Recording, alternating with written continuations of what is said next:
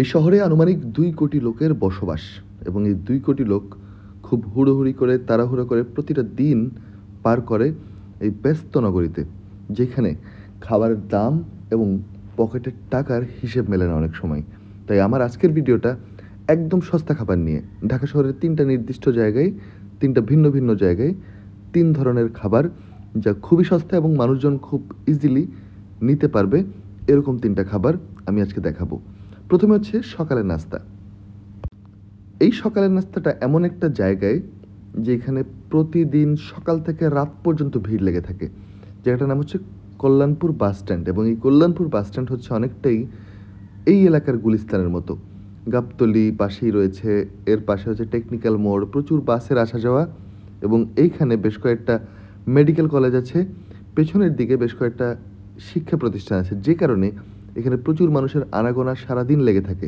ঠিক ওভারব্রিজের নিচটাতে ছাপড়ি একটা দোকানে হচ্ছে এই খাবারের দোকানগুলো রয়েছে। বেশ কয়েকটা খাবারের দোকান এখানকার ভাতের হোটেলগুলো বেশ স্পেশাল, যেগুলো নিয়ে আমি আরেকদিন ভিডিওতে দেখানোর চেষ্টা করব।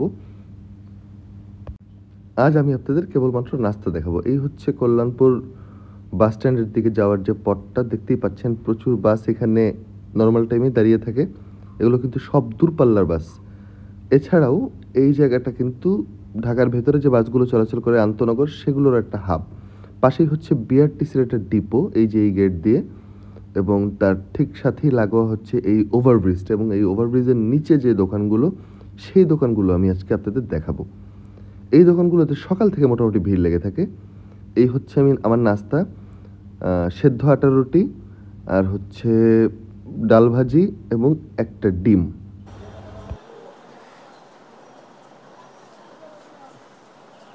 সকাল সকাল এরকম সিদ্ধ আটার রুটি দেখলে আসলে আমার মাথা ঠিক থাকে না। এটা হচ্ছে ইমরান আমারে বলে। তো সিদ্ধ আটার রুটি দিয়ে সবজি আর ডাল নিলাম। সবজির ডালটা যদি একটু ঠান্ডা হয়ে গেছে, মানে সকালবেলা, মানে অত সকাল না এখন।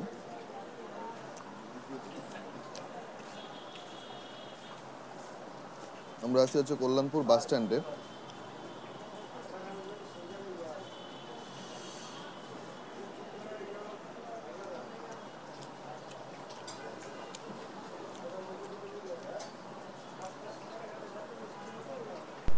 এই দোকানটায় বিশেষত আপনারা দেখতেই পাচ্ছেন, বসার জায়গাটাকে কিন্তু বেশ ভালো, মানে সোফা টাইপের একটা জিনিস দেওয়া।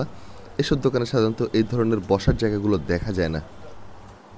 আর এই দোকানের স্টাফদের বিহেভিয়ারও বেশ ভালো। সাধারণত এই ধরনের ব্যস্ত দোকানে, যেগুলোতে অনেক বেশি কাস্টমার থাকে এবং সারা দিনব্যাপী একটা হুড়োহুড়ি লেগে থাকে, সেই সব দোকানে এত মানুষকে চাপ সামলে হাসি মুখে দায়িত্ব পালন করে যাওয়াটা বেশ কঠিন এবং সেই কঠিন কাজটি তারা বেশ সহজভাবে করছিলেন।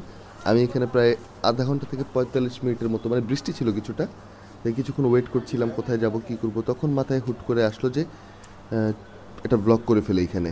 সো সেই ভাবনা থেকে যে কাজটা করছিলাম, ততক্ষণে আমার দোকানগুলো রেখি করা হয়ে গেছে।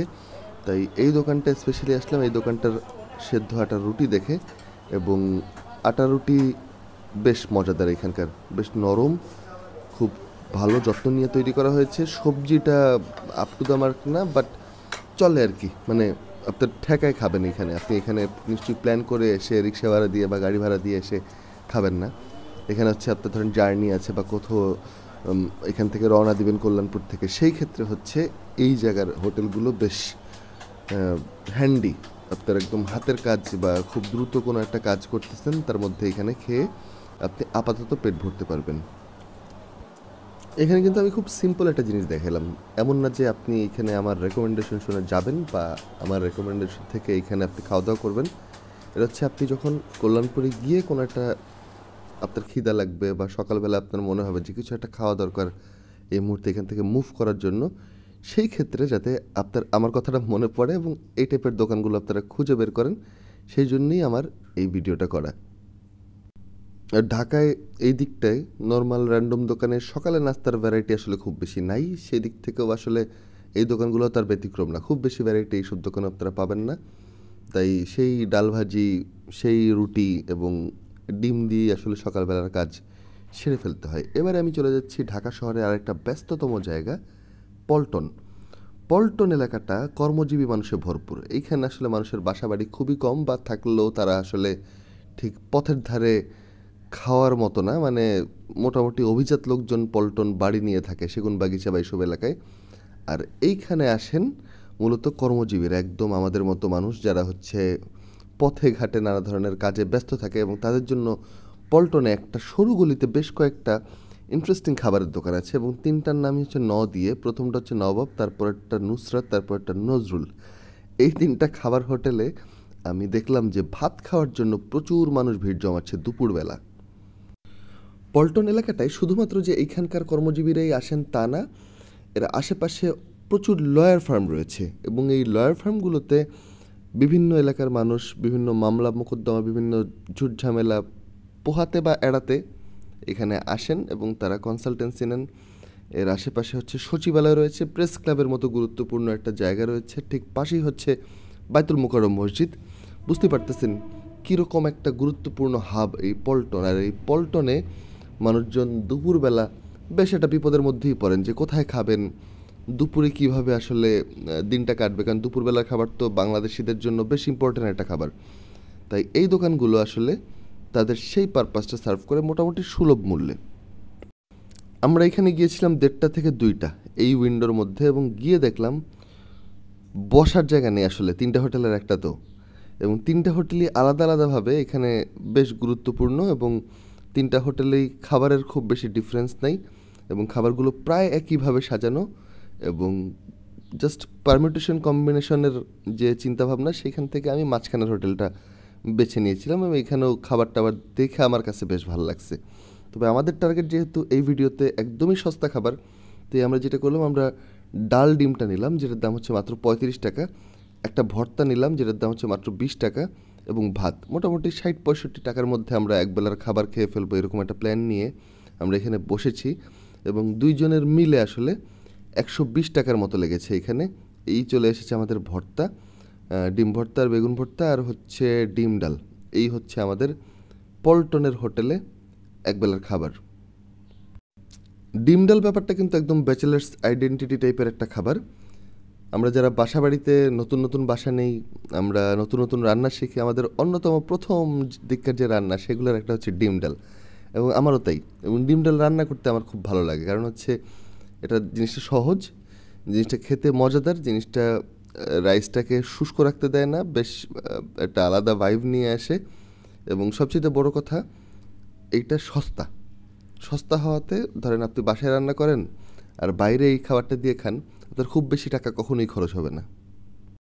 পল্টন আসছি, এবং পল্টনে প্রচুর কর্মজীবী মানুষ, মানে এখানে বেশিরভাগ মানুষই আসলে কর্মজীবী। শান্তিনগর এলাকা, বিজয়নগর এলাকা, পল্টন, এই পাশে গুলিস্তান, এইদিকে মতিঝিল, আর এইদিকে প্রেস ক্লাব, এমন একটা জায়গায় দাঁড়িয়ে আমরা 3টা ভাতের হোটেল এখানে পরপর রয়েছে। এটা হচ্ছে পল্টনের মোড়েই যে একটা টাওয়ার আছে, নাম হচ্ছে ট্রপিক্যাল টাওয়ার, এবং এই ট্রপিক্যাল টাওয়ারে হচ্ছে আমাদের বিখ্যাত যিনি হচ্ছে আমাদের সাথে খাওয়া দাওয়া করেন এবং আমার চেয়ে এক সাইজ বড় ইমরান খান, তার অফিস, এবং তার অফিস থেকে ঠিক পাশের গলিটাতেই হচ্ছে 3টা ভাতের হোটেল। এবং এই ভাতের হোটেলগুলোতে মোটামুটি সুলভ মূল্যে এখানকার কর্মজীবীরা এবং ব্যাচেলাররা খাওয়া দাওয়া করে থাকেন। আমি একটু দেখাই, এখানকার মুরগিটা হচ্ছে 120 টাকা, গরুটা হচ্ছে 150 টাকা, ভর্তা দিয়ে ভাত খেলে প্রতিটা ভর্তার দাম পড়বে আপনার 20 টাকা করে, এবং ডিম দিয়ে ভাত খেলে, ডিম ডাল কিন্তু এটা বেশ মজাদার একটা আইটেম, এটার দাম হচ্ছে 35 টাকা। মানে আপনি যদি শুধু ডিম ডাল নেন সেক্ষেত্রে আপনি মোটামুটি 50 টাকার মধ্যে এক প্লেট ভাত খেয়ে ফেলতে পারবেন। আমি কিন্তু খুবই ব্যাচেলার প্যাকেজ বলতেছি, মানে হচ্ছে একদম না পারতেই না, অন দ্য গো আপনি খেয়ে ফেলতে পারবেন। এছাড়া যদি মুরগি টুরগি নেন সেক্ষেত্রে হয়তো 150-এর মতো দাম পড়বে ওভারঅল প্যাকেজটা ভর্তা সহ। এইখানে মোটামুটি একটা ভালো এনভায়রনমেন্ট রয়েছে, এবং খাওয়ার পর মনে হচ্ছে স্বাদের ব্যাপারে আমি খুব বেশি কথা বলবো না, খাবারটা মোটামুটি ফ্রেশ যতক্ষণ আমরা দেখলাম। এবং এটা 12টার দিকে মোটামুটি এখানকার লাঞ্চ আইটেমগুলো শুরু হয়, চলে মোটামুটি ভাই কয়টা পর্যন্ত চলে? 4:30-5টা পর্যন্ত এখানে মোটামুটি লাঞ্চের ব্যবস্থা থাকে। 3টা দোকান রয়েছে, অনেক সময় যদি বৃষ্টি না থাকে বা অনেক ভিড় থাকে সেক্ষেত্রে আগে আগেও শেষ হয়ে যায়। আমি যেটা আছে এটার নাম হচ্ছে নুসরাত হোটেল, নুসরাত ঘরোয়া হোটেল, এই পাশে হচ্ছে নজরুল, এবং এই পাশে হচ্ছে নবাব, মানে 3টা ন।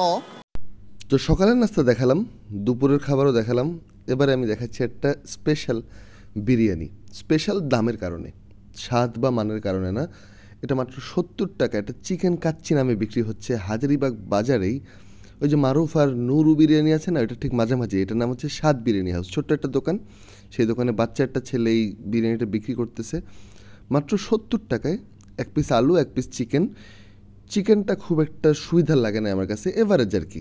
কিন্তু 70 টাকায় এই খাবারটা বাংলাদেশের অনেক লোয়ার ইনকাম পিপল, যাদের আসলে দিন আনতে দিন যায়, তাদের যদি 1 প্লেট বিরিয়ানি খেতে ইচ্ছা করে, সেই ক্ষেত্রে আমার কাছে মনে হয় যে বেশ হ্যান্ডি একটা অপশন। খাবারটা খুব আহামরি না, দৌড়ে দৌড়ে গিয়ে রিক্সা নিয়ে বা সিএনজি নিয়ে গিয়ে খাওয়ার মতো কিছু না। হাজারীবাগে অবস্থিত এই জায়গাটা। তবে আমার কাছে যেটা মনে হচ্ছে, এটা একটা রিলিফ পয়েন্ট। প্রত্যেক জীবনে অনেকেই এই সবজি, ডাল ভাত এগুলো খেতে খেতে যখন বোর হয়ে যায়, বিশেষ করে যাদের ইনকাম লেভেলটা একটু কম, তাদের জন্য এই 70 টাকার বিরিয়ানিটা খানিকটা হলেও হেল্প করে। এই ব্যাপারটা আমার কাছে, আমি বিশ্বাস করি তারা অনেক সময় 70 টাকা দিয়ে একটা বিরিয়ানি পাওয়া যায়, চলেন রিক্সা চালাইতে চালাইতে যখন টায়ার্ড হয়ে গেছি, আমি একটু 70 টাকার বিরিয়ানিটা খাই, এই ব্যাপারটা তাদের মাথায় আসতে পারে। তো সেই কারণে এই বিরিয়ানির অপশনটা আমার কাছে খারাপ লাগে নাই। আর এই জায়গাটায় এই বিরিয়ানিটা চলতেছেও মোটামুটি ভালোই। এইখানে 70 টাকা হচ্ছে মুরগির কাচ্চি, আর গরুর কাচ্চি বিরিয়ানি যেটা, সেটা হচ্ছে 100 টাকা। এবং এটার ঠিক পাশেই একটা পুরীর দোকান আছে, এটা আমার কাছে খুব ইন্টারেস্টিং লাগছে। এই পুরীর দোকানের যে পুরি, সেটার মধ্যে ডাল পুরি আছে এবং ডাল পুরিটা বেশ মজাদার আমার কাছে মনে হয়েছে। যাই হোক, ধন্যবাদ সবাইকে আমার এই ভিডিওগুলো নিয়মিত দেখার জন্য। আমি আবারও আমার ব্যাক টু দ্য আইডেন্টিটি, মানে একদম কি বলবো, মধ্যবিত্ত চাকরিজীবীদের খাবারে ফেরত আসছি। আশা করি এই লাইনে বেশ কয়েকদিন যাব। সামনে বাস স্ট্যান্ড নিয়ে একটা সিরিজ আসতেছে আমার, সেটার শুরুটা হচ্ছে এই ভিডিও দিয়েই করতেছি, কারণ কল্যাণপুরের ভিডিও দিয়ে হচ্ছে এই ভিডিওটা শুরু করেছিলাম, আপনারা দেখেছেন অলরেডি, সকালের নাস্তা। ধন্যবাদ সবাইকে আমার এই ভিডিওগুলো নিয়মিত দেখার জন্য। যারা ইউটিউব থেকে দেখছেন অবশ্যই সাবস্ক্রাইব করবেন, যারা ফেসবুক থেকে দেখছেন তারা লাইক, কমেন্ট এবং শেয়ার করতে ভুলবেন না, এবং আমার পাশে থাকবেন।